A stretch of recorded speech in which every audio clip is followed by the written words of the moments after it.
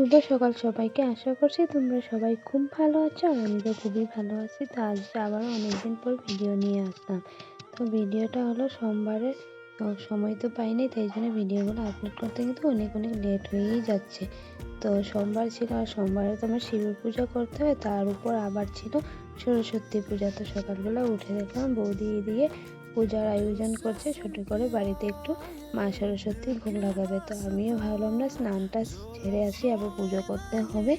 এদিকে দেখতেই পাচ্ছ স্নানটা ছেড়ে আসলাম, এদিকে বাড়িতে মা সরস্বতীর পূজাটাও কমপ্লিট হয়েই গিয়েছে। এখন বাইরে গিয়ে পুজো দেবো। তো আমিও শাড়ি পরে নিয়েছি, যেহেতু আর সরস্বতী পুজো।